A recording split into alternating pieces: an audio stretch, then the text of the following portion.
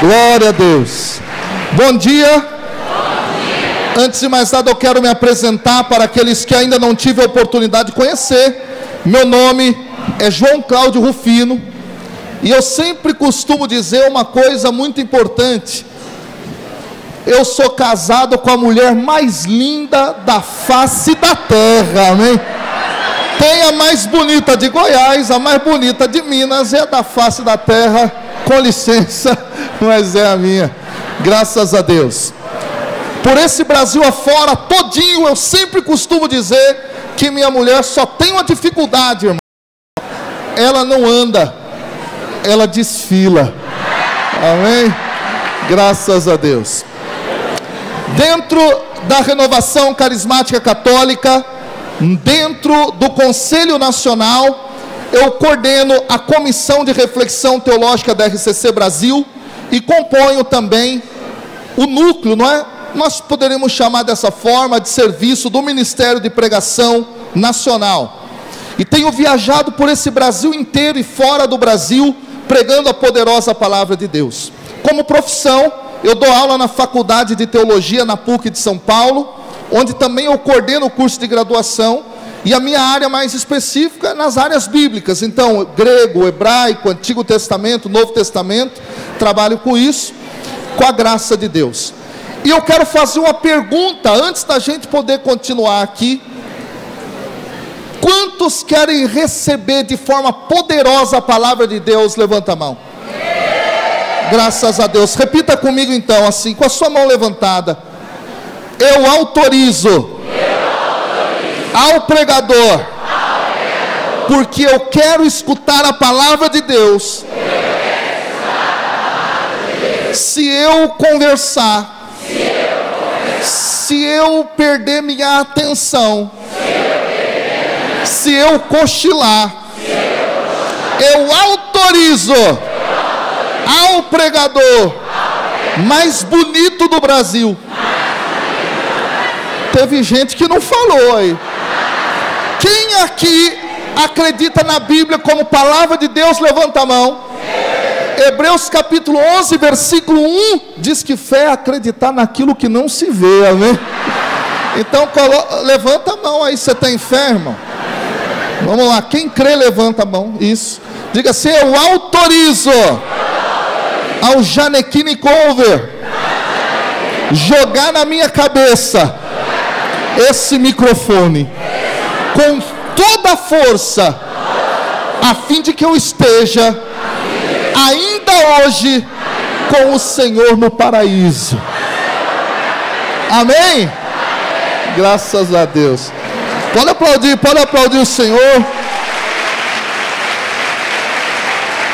Queridos e queridas, quero dizer só da minha honra de reencontrar o padre aqui, um grande irmão, muito obrigado. Nós devemos muito ao Senhor aqui no nosso país, por ter sido um grande canal de graça para nós. É muito bom te reencontrar. Ele me ensinou uma coisa que eu nunca mais esqueci. Fui pregar na TV Século 21 lá, a primeira vez, ele olhou para mim e falou assim: João Cláudio, olhe para a câmera, tem mais pessoas. Obrigado. Queridos e queridas, nesse congresso, Deus tem palavras poderosas para nós. E de modo especial, nesta pregação, Ele quer fazer ecoar dentro de nós aquela que é a direção para a renovação carismática católica no Brasil durante este ano de 2018. Eis que estou à porta e bato. Agora, diante disso, o Senhor nos coloca num desafio de mergulharmos de modo mais profundo na sua palavra, a fim de que compreendamos o que de fato significa isso. E para tal, eu gostaria de pegar o texto inteiro, que está lá no livro do Apocalipse. Pega a sua Bíblia comigo, vai lá no livro do Apocalipse, Apocalipse capítulo 3, versículo 14. Apocalipse capítulo 3, versículo 14.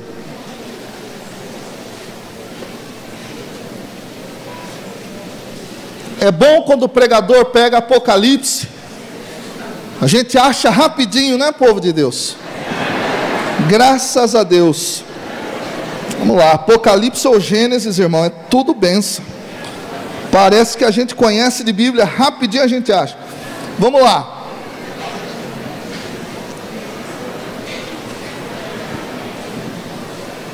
Apocalipse, capítulo 3, versículo 14.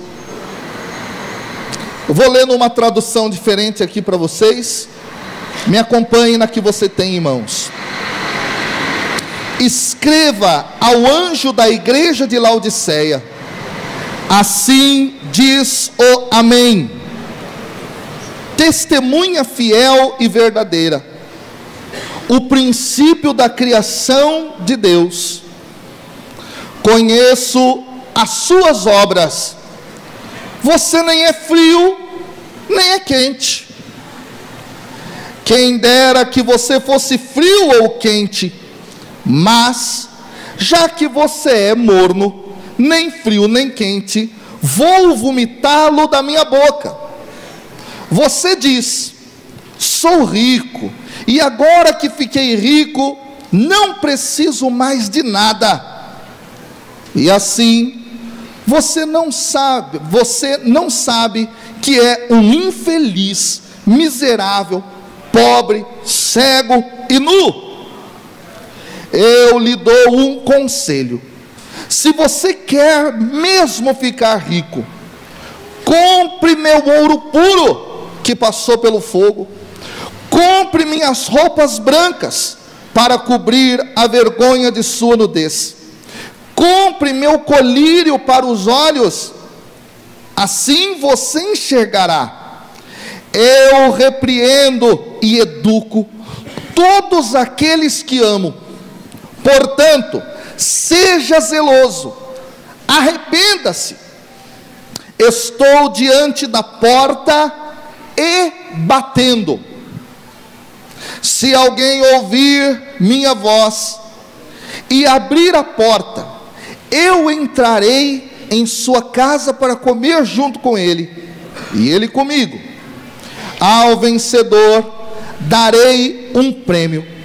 Irá sentar-se comigo no meu trono, assim como eu venci e me sentei com meu Pai no trono dele. Quem tem ouvidos, ouça o que o Espírito diz às igrejas. Vamos dar uma salva de palmas à palavra de Deus. Pode aplaudir.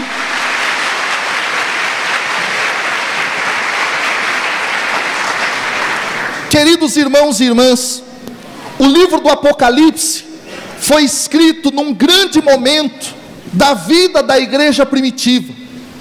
Ela estava passando por perseguições, muito provavelmente ou o imperador Nero ou o imperador Domiciano, mais Domiciano do que Nero, estavam perseguindo a igreja. E o livro do Apocalipse foi escrito a fim de dar aos cristãos um direcionamento muito claro e objetivo. Deus permanece com vocês, e Ele há de ser o vencedor, e o Império Romano absolutamente não conseguirá destruir a igreja. Essa é a mensagem básica desse livro. E o que nos chama a atenção é o fato de que este livro tem um início belíssimo. Ele mostra o Senhor no trono, poderoso, forte, a fim de já abrir o caminho para toda a mensagem. O que isso significa? Que o Senhor é todo poderoso e absolutamente nada pode vencê-lo. Depois disso, mostra o Senhor caminhando entre os candelabros de ouro. O que eram os candelabros? As igrejas, as dioceses, o povo de Deus espalhado por toda aquela região. E aí nós temos as 7 cartas.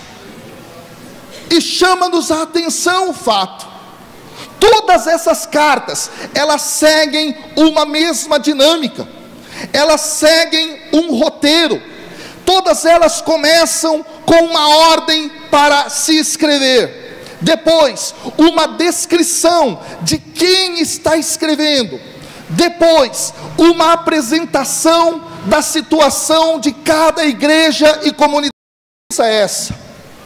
Em todas as outras 6 igrejas, o Senhor falou algo positivo.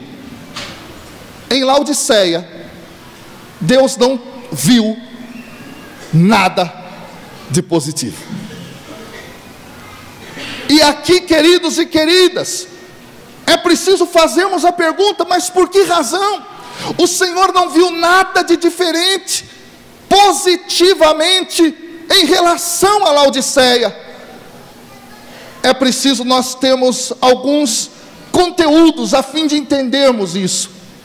A comunidade de Laodiceia era uma comunidade que padecia de um mal chamado autossuficiência.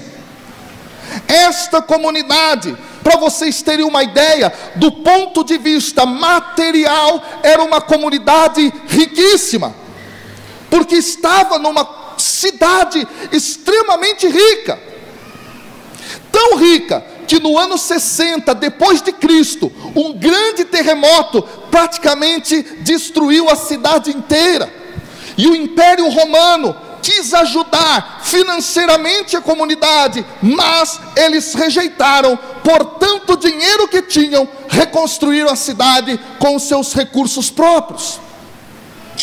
Havia, portanto, na comunidade de Laodiceia pessoas altivas, orgulhosas, cheias de si, autossuficientes, que não queriam ajuda de ninguém.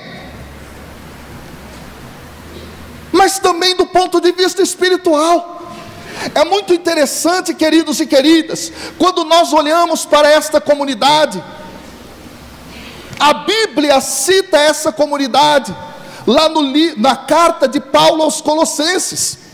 Paulo foi um dos evangelizadores e formadores de Laodiceia. Na carta aos Colossenses, do capítulo 2, do versículo 1 ao 5, diz que Paulo gastou forças, gastou tempo para evangelizar essas pessoas de Laodiceia.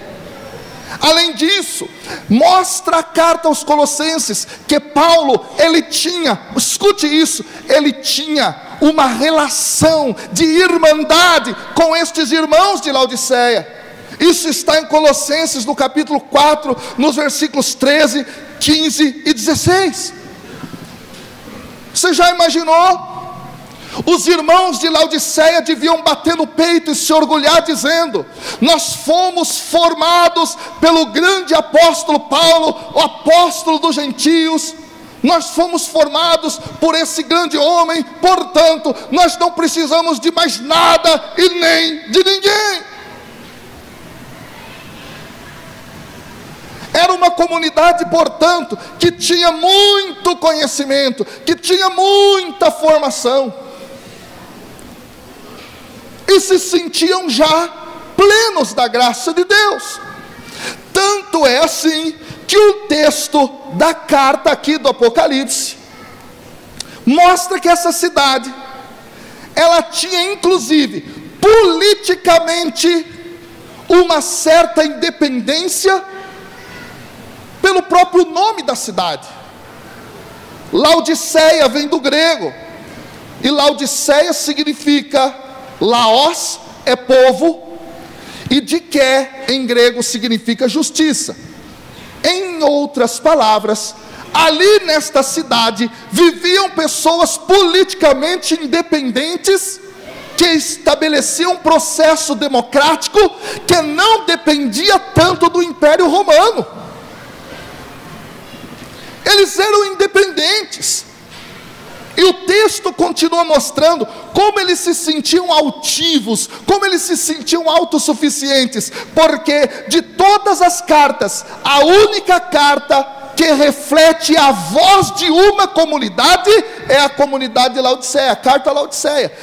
Abre aspas, dizem as pessoas de Laodiceia no versículo 17: sou rico, agora que fiquei rico, não preciso mais de nada. Olha só, autossuficiência, já temos tudo, não preciso mais de nada. Gente, a carta mostra que esta comunidade era uma comunidade, portanto, que não queria mais depender politicamente de ninguém, economicamente de ninguém, formativamente de ninguém, espiritualmente nem mesmo de Deus. E aí eu quero extrair uma lição disso tudo. Se há algo que Deus tem, é a clareza de que quando um ser humano diz não a Ele, quando um ser humano diz eu não preciso mais de Deus, Deus então, Ele de alguma forma, simplesmente, olha que coisa, isso é muito forte, simplesmente Ele deixa o ser humano se guiar pelas suas próprias opções. Vale lembrar, no catecismo da Igreja Católica, que o pecado contra o Espírito Santo consiste na ação humana de dizer não à graça de Deus. Você sabia? O pecado contra o Espírito Santo é você dizer assim: Senhor, eu não preciso mais de você, fica aí que eu fico aqui, eu me guio, porque eu não preciso mais de nada e de ninguém. Aqui, queridos e queridas, é preciso que nós tenhamos clara uma grande direção de Deus para nós, Renovação Carismática Católica do Brasil e, portanto, todos aqui desse estado maravilhoso de Minas Gerais. Nós precisamos, em primeiro lugar, reconhecer que necessitamos mais de Deus. Nós precisamos reconhecer que precisamos mais do Senhor, que nós precisamos mais de formação, que nós precisamos mais de batismo no Espírito, que nós precisamos mais do mistério inesgotável de Deus. Isso significa que nós não podemos ser como a comunidade de Laodiceia. Chegamos ao ápice, acabou. Não, queridos, nós precisamos reconhecer que Deus é uma fonte inesgotável. Há em Deus sempre algo mais, há em Deus sempre um passo além, há em Deus sempre algo que eu posso buscar e que eu ainda não conheci. Assim como diz o apóstolo Paulo: nem olhos viram, nem ouvidos ouviram aquilo que eu tenho preparado para aqueles que me amam. Em Deus há algo inesgotável, em Deus há algo que não se acaba, em Deus há algo sempre maior a ser buscado. Minas Gerais, entenda isso, busque mais, busque mais, busque mais, busque mais, busque mais, busque mais, busque mais, busque mais. Olha para a pessoa que está do seu lado e diga assim: eu quero mais. Não estou no fim de tudo ainda não.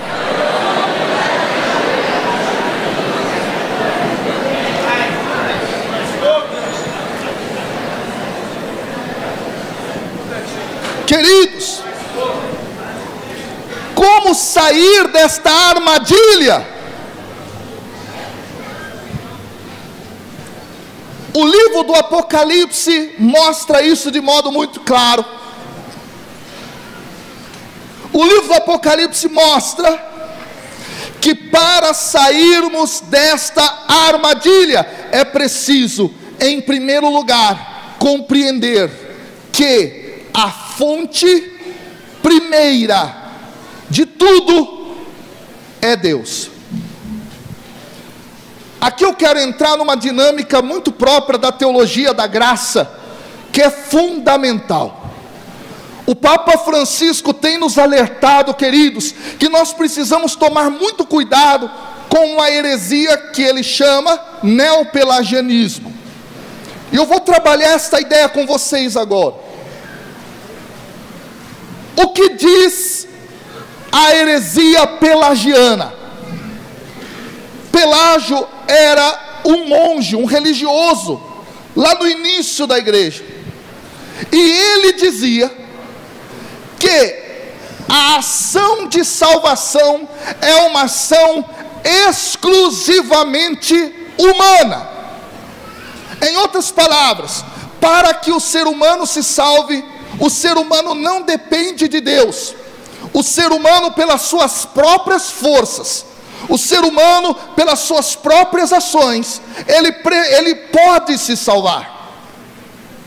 Em outras palavras, nós poderíamos usar a seguinte metáfora: a salvação está lá, e eu é que tenho que ir, me esforçando até essa salvação.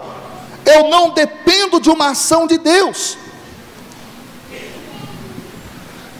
Nós precisamos reconhecer que é justamente o contrário à primeira parte da dinâmica da graça, ou seja, Deus é que vem ao meu encontro, é Deus que me procura, é Deus que vem até mim. Como diz um grande teólogo chamado Bruno Forte em um dos seus livros, ele diz assim: é sempre Deus aquele que dá o primeiro passo. Vamos explicar isso de modo mais profundo nessa manhã. Para a gente sair da autossuficiência, é preciso compreender que eu, por mim mesmo, não consigo. É Deus que precisa vir ao meu encontro. E aí, nós entendemos os títulos que são utilizados dentro da carta a Laodiceia, para designação daquele que está escrevendo, ou seja, do Cristo. Diz lá que ele é o princípio da criação de Deus.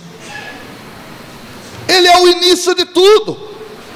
Para sair da autossuficiência, é preciso termos esta consciência: Deus vem ao meu encontro num processo de amor. Portanto, não são os meus merecimentos, não são os meus méritos que fazem com que Deus passe a me amar mais, e não são, portanto, os meus pecados que fazem Deus me amar menos.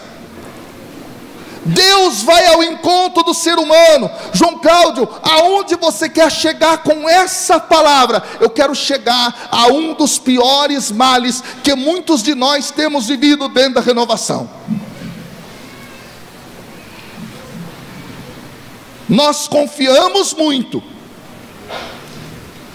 nas nossas próprias forças e achamos que com gestos rituais nós modificamos a ação de Deus. Como assim, João Cláudio? Para você alcançar tal graça, você tem que seguir uma receitinha. E se você não seguir essa receitinha, Deus não te dá nada. Como se Deus fosse o gênio da lâmpada mágica, em que eu esfrego a minha mão, eu tenho uma ação e agora eu modifico o coração de Deus. Gente, a teologia da graça e a escritura mostram o contrário. Deus vem ao encontro, Ele é gratuidade, Ele vem até nós. Significa que não há gestos humanos que possam dominar Deus, senão a nossa relação com Deus vira uma relação com um ídolo. Qual é a diferença na Bíblia entre Deus e o ídolo? Deus é o criador da criatura. O ídolo é criado pela criatura. O Deus verdadeiro na Bíblia, Ele diz e o humano obedece. O ídolo, o humano diz e o ídolo tem que obedecer. Ou seja, Deus e a sua graça são indomáveis. Não caiam na besteira de transformar a relação com Deus num processo frio, num processo único e exclusivo de forças humanas.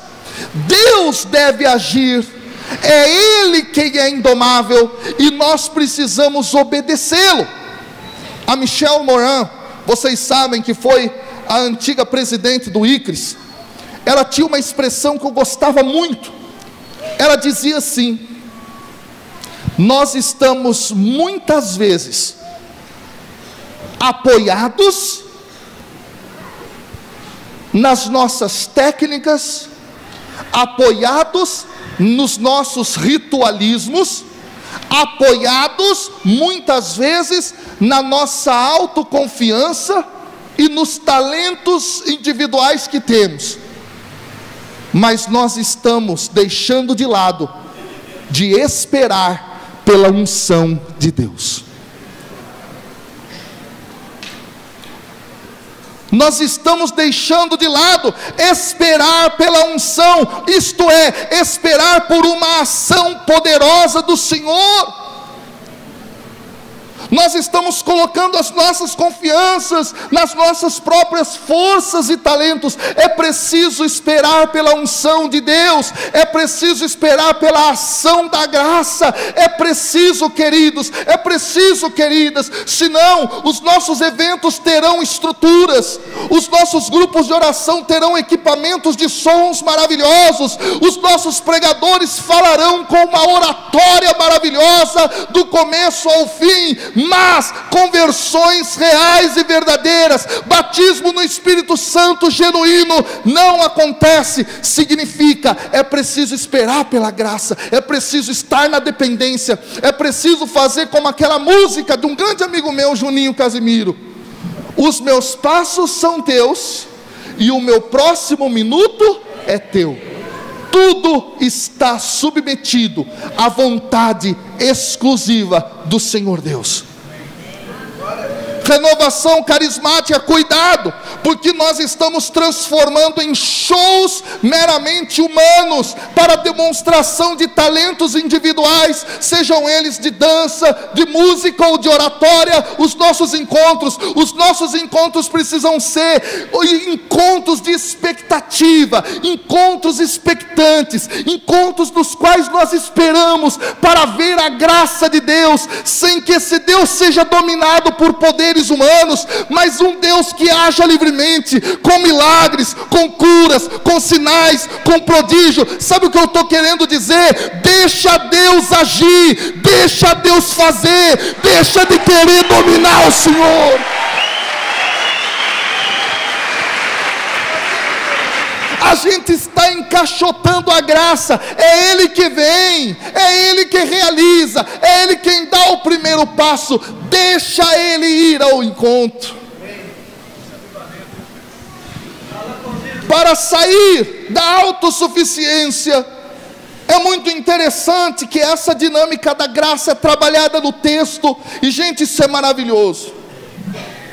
Diz que para que a gente saia disso, é preciso compreender a insistência de Deus quando Ele quer agir. Como é que a gente cita o texto do capítulo 3, lá no versículo 20? Eis que estou à porta e... Essa é uma tradução ruim. No texto grego, quando nós vemos lá, eis que estou à porta e bato, não é bato, é batendo. Tem uma diferença aqui sutil. O que é? Estou à porta e bato. Eu chego na porta, bato e espero.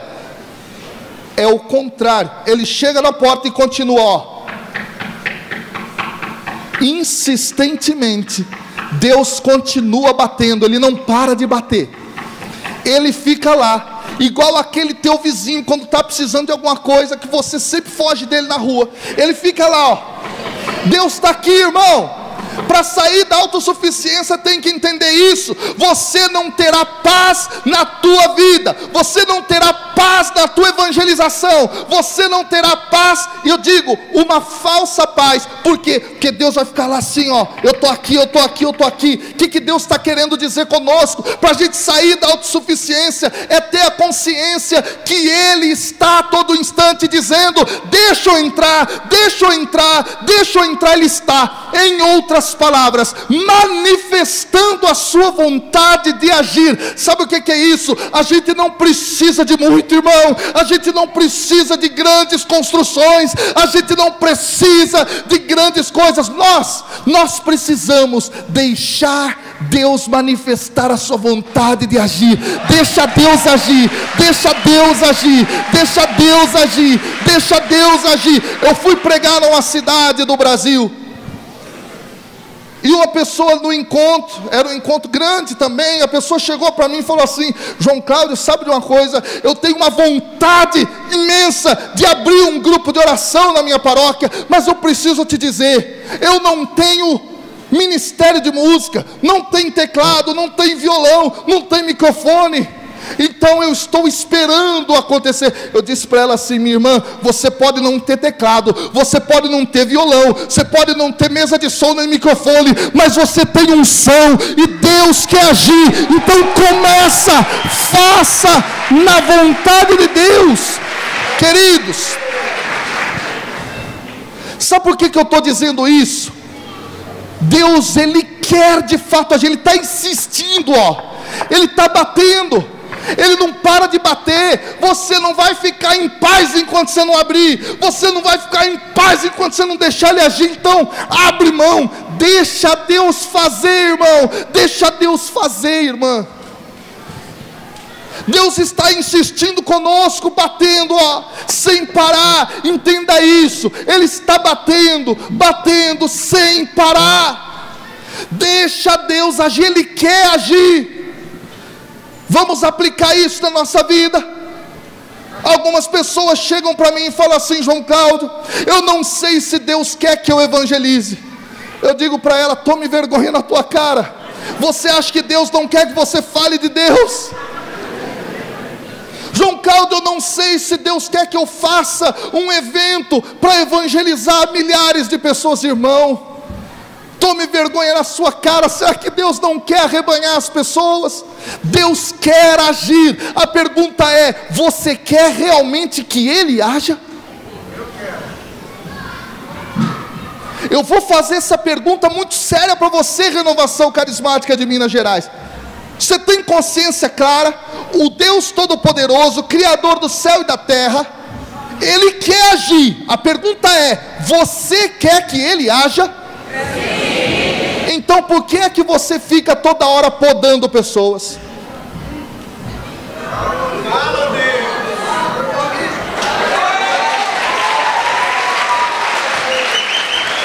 Por que é que todas as vezes você fica colocando regras para a ação dele?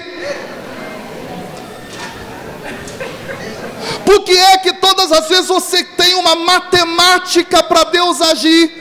Porque assim, mais isso aqui, o resultado é aquele lá. Irmãos, Deus é livre, Ele é indomável, Ele quer agir, você tem que deixar Ele agir.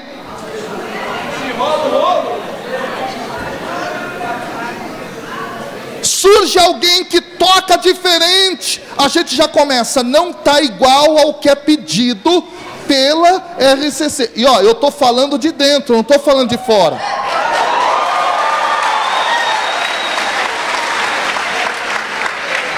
Não, porque tem que tocar assim, não pode nem dar um negocinho para o lado, tem que ser. Gente, vamos parar com essa bobeira. Deus quer agir e nós estamos colocando regras, nós estamos colocando funis, nós estamos colocando peneiras. Por isso nós não estamos vendo os prodígios, os sinais, os milagres e o processo de avivamento. Deixa Deus livre. Ele está batendo insistentemente. Renovação Carismática, para de dominar Deus, para de dominar o Espírito, para de não dar liberdade ao Senhor. Ele é vento impetuoso, Ele sopra onde Ele quer, ninguém sabe de onde vem nem para onde vai. Deixa Ele livre. Só quero abrir um parêntese aqui. Isso não significa falta de unidade, isso não significa carreirismo, mas é preciso da liberdade. Eis que estou à porta e bato. Agora tem algo belíssimo. A Bíblia é linda. Para a compreensão daquilo que está no Novo Testamento, necessário muitas vezes é olhar para o Antigo. De onde vem a ideia, eis que estou à porta batendo? Aí a gente entende um outro passo que a gente precisa dar para deixar a autossuficiência. A fonte dessa expressão está no Antigo Testamento, no livro de Cântico dos Cânticos. Lá em Cânticos capítulo 5, versículo 2, a amada está no seu leito durante a madrugada, e de repente ela ouve a voz do amado, e o que nos é dito lá? Que o amado está à porta batendo, que o amado está à porta batendo, mas a porta está trancada, e o que faz a amada? A amada pede para o amado: amado, coloque a sua mão pela fechadura da porta, eu preciso ter contato com você, coloca. Veja, aqui há algo maravilhoso para que a gente saia da autossuficiência. O livro dos Cânticos é um livro que mostra a experiência profunda de amor e de desejo. O desejo do amado pela amada e do amado, da amada pelo amado.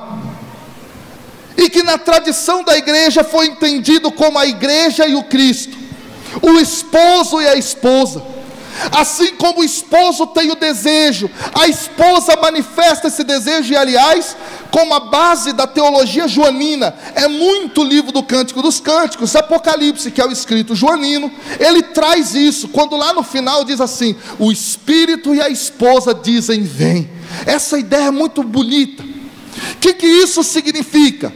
Há um desejo amoroso de Deus de ir na nossa direção.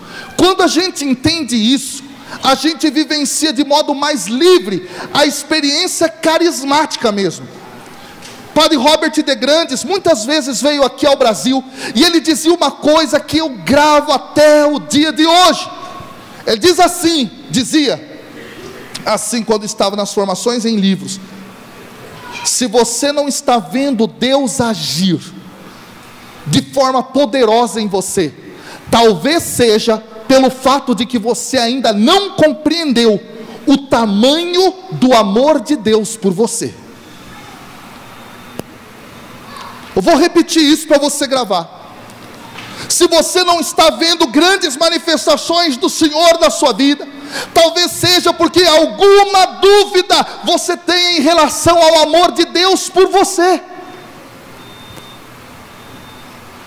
E aí você recebe uma palavra de ciência, recebe uma profecia, recebe a ordem de Deus para orar pela cura de alguém, e você fica assim: será que Deus quer me usar mesmo? Será que é de Jesus? Será que é o Espírito Santo? Deixa eu te dizer algo: Deus te ama tanto, assim como o esposo ama uma esposa verdadeiramente, que Ele quer de verdade agir por meio de ti. Eu sempre costumo pregar isso pelo Brasil. A gente tem dúvidas disso. Gente, Deus nos ama de forma extrema e absoluta, e por isso, só por isso, Ele quer agir através de nós. Em parte a nossa autossuficiência é porque nós confiamos muito na nossa carne, nós confiamos muito nos nossos talentos individuais e inatos e etc. E aí a gente fica assim: bom, será que Deus quer mesmo agir além disso que eu já... Deus quer, irmãos, porque Ele ama. Certa vez uma pessoa chegou para mim e falou assim: João Cláudio, será que Deus quer falar através de mim para as pessoas? Eu disse para ela assim: você já leu do Antigo Testamento a história da mula de Balaão? Ela olhou para mim e falou assim: mula de Balaão? Eu disse: mula de Balaão. Diz que Deus usou uma mula para falar com Balaão. Aí eu disse para ela assim: será que você não é mais que uma mula?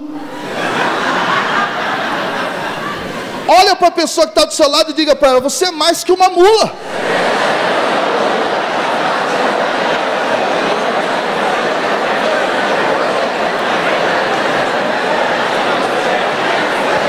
Fala para assim, ó, abre as portas e deixa Deus agir. Amém.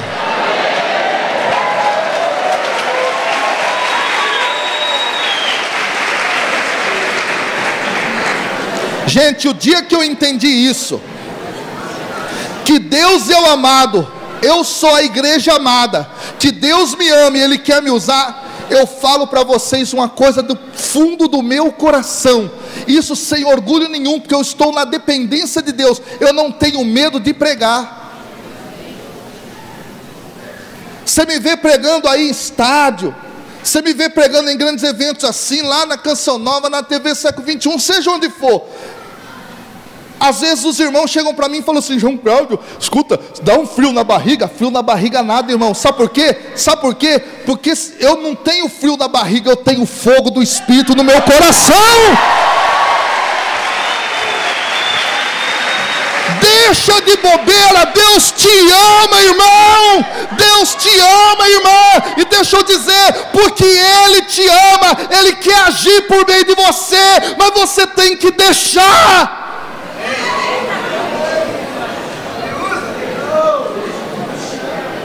Deixa Deus fazer. Deixa Deus ser Deus.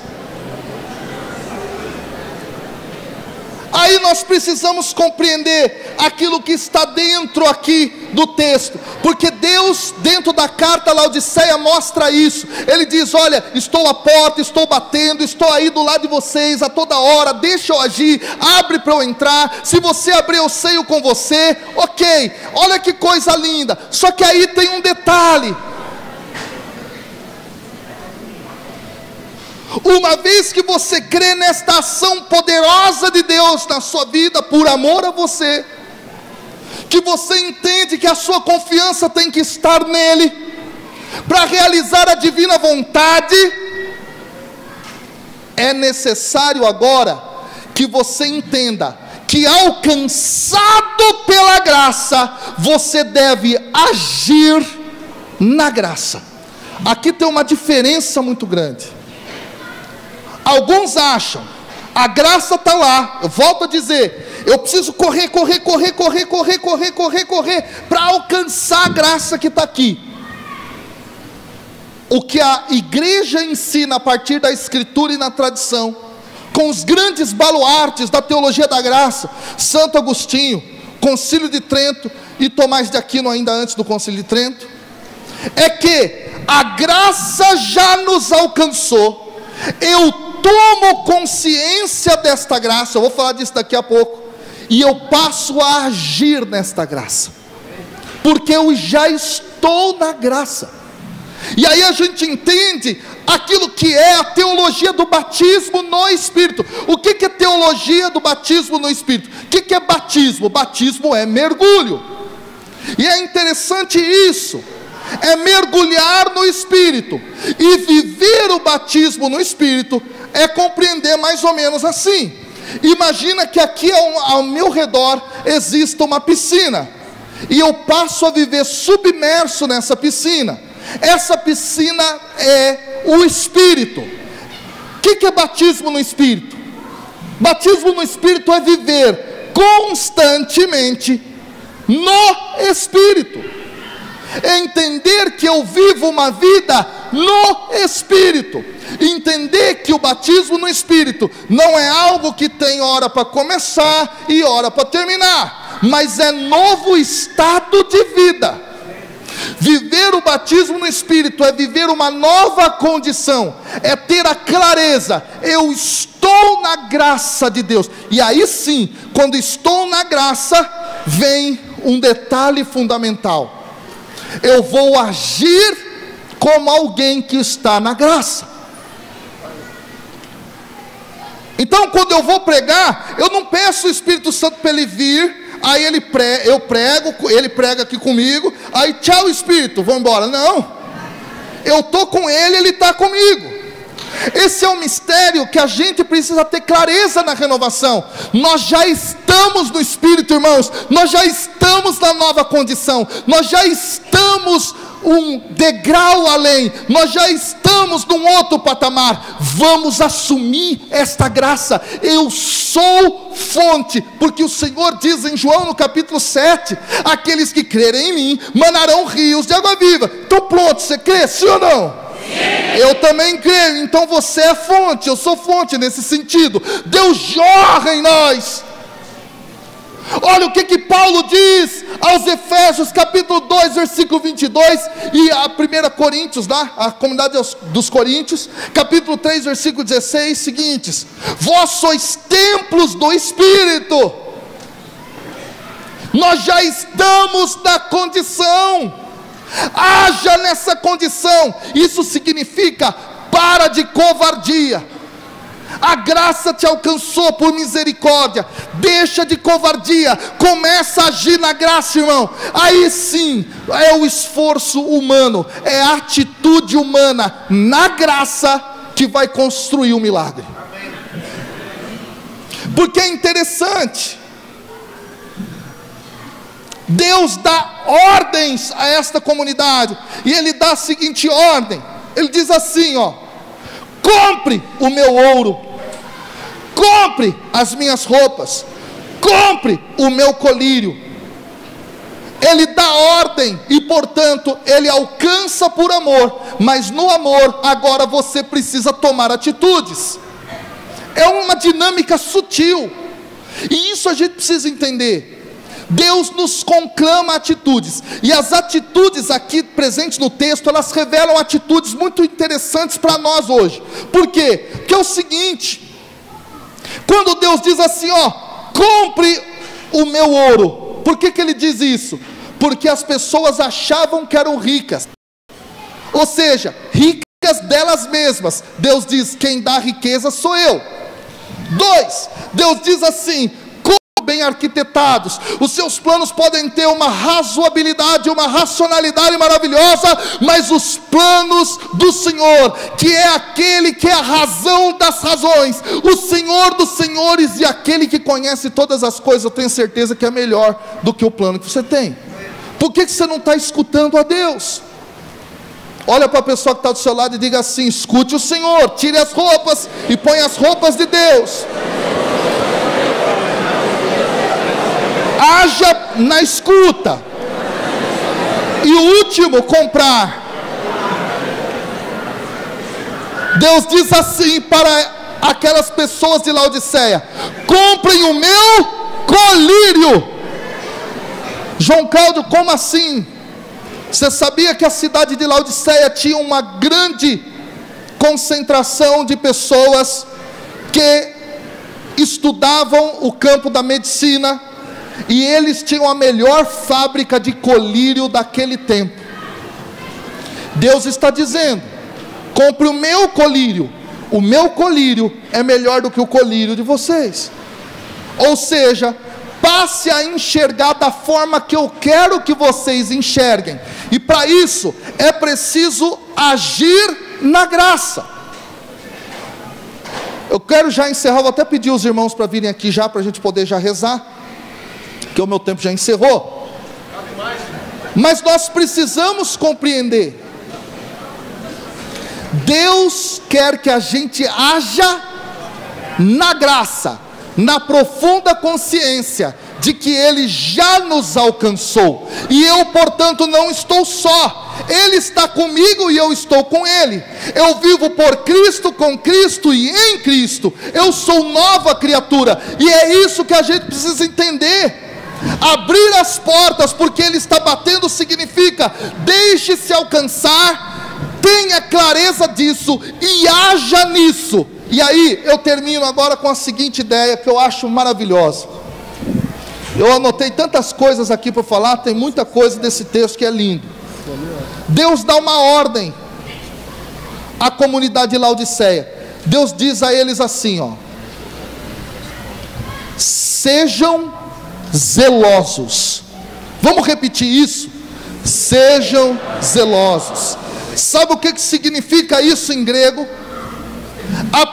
A expressão utilizada no texto é zeleu. Zeleu. Sejam zelosos. Zeleu.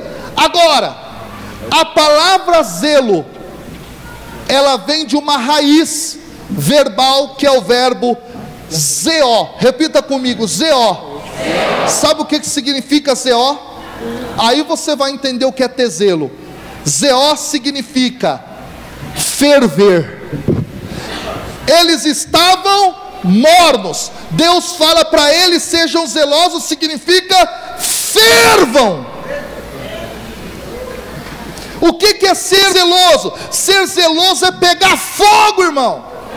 Ser zeloso é deixar-se pegar fogo, é deixar-se tocar por este fogo do Espírito, viver nesse fogo. Aí a gente entende a concepção de Elias no Antigo Testamento, quando ele diz: Senhor, o zelo me consome, esse zelo me consome. Por que o zelo consome? Porque zelo e fogo tem a ver no grego. Zelo e fogo tem a ver com deixar-se queimar. Então, o que eu quero deixar como última mensagem dessa colocação: deixar Deus entrar, Ele agir, e vamos deixar Deus queimar. Vamos deixar Deus queimar. Eu vou até pedir ao ministério aquela música da Cola de Deus. Nós vamos cantar aquela do Sarça que só queima, tá bom? Escuta, escuta, escuta, escuta que nós já vamos orar. Deus está dizendo a Minas Gerais: abra a porta, deixa eu queimar, vivam na nova condição, ajam na nova condição, porque vocês já não são mais homens velhos. O que era velho passou, e eis que o novo se faz. Escuta o que Deus está dizendo. Escuta, escuta, escuta, Minas Gerais. É profecia para vocês. Deus está dizendo: eis que eu te dou nova vida. Não volte atrás, não duvide disso. Eu te amo. Eu estava ali escutando. Deus quer isso agora. Você deseja isso? Fica de pé, irmão. Fica de pé. Não se apaga. Nós somos a tua igreja. Vamos te adorar nesse teu altar. Somos sacrifício, vamos consumir. Estamos